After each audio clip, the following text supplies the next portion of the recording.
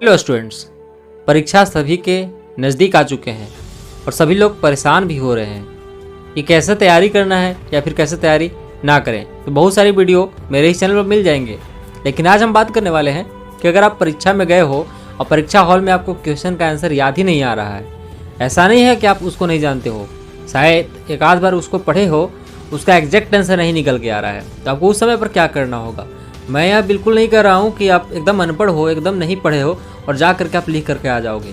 मैं यह कहना चाहता हूँ कि आप एक आध दो बार उसको पढ़े हो, हाँ उसका एग्जैक्ट आंसर नहीं निकल के आ रहा है कि उसका एग्जैक्ट आंसर है क्या आखिर, तो उस समय आपको क्या करना होगा। तो जैसे कि कोई भी क्वेश्चन है तो उससे रिलेटेड आंसर, मैं मैथ का बात तो नहीं कर रहा हूँ, अदर सब्जेक्ट का कोई भी सब्जेक्ट है उससे रिलेटेड आंसर लिखेंगे। जैसे कि कोई भी सब्जेक्ट में जो भी क्वेश्चन होगा तो उसमें कोई ना कोई ऐसा वर्ड होगा जिसके बारे में पूछा गया होगा, तो उससे रिलेटेड जो बात भी होगा ना आपको याद, वो लिख दो।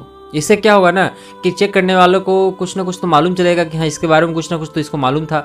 अगर 5 नंबर या 4 नंबर का क्वेश्चन है तो आपको 2 से 3 नंबर तो पक्का मिल जाएगा, क्योंकि उसके बारे में आप कुछ ना कुछ तो वर्ड लिखे हो ना। तो इसीलिए आपको अगर एग्जाम में कोई भी नहीं आ रहा है, कोई ऐसा हो रहा है कि हाँ ये हम पढ़े थे एग्जैक्ट आंसर इसका नहीं मालूम है हमको, तो उस समय ये आप अपना सकते हो कि उसके बारे में कुछ ना कुछ लिखना शुरू कर दो। कम से कम अगर लॉन्ग है तो 100-150 लिख दो और शॉर्ट है तो 20 से 50 लिख दो, कुछ ना कुछ तो आ जाएगा। आप अगर पढ़े हो साल भर तो अगर भूल भी रहे हो तो उसके बारे में कुछ ना कुछ तो मालूम होगा। तो इस तरह से आपको अपनाना है कि आपको कुछ लिख करके ही आना है, क्योंकि आपका निगेटिव मार्किंग यानी माइनस मार्किंग नहीं है, आपका नंबर थोड़ा ना कटेगा लिखने से, तो आपको लिख करके ही आना है। नंबर 2 कि परीक्षा हॉल में हम शुरुआत कैसे करें। तो आपको शुरुआत करने का 3 स्टेप अपनाना होगा। सबसे पहले सबसे इजी यानी कि इजी वाला को सबसे पहले रखना होगा, और फिर मॉडरेट यानी कि हल्का सा जो टफ पार्ट आता है उसको बाद में रखना होगा, और फिर सबसे टफ सबसे लास्ट में जो तो आपको लगे ना कि ये टफ है, इसमें हमको दिक्कत होगा, उसको आपको लास्ट में सोल्व करना है।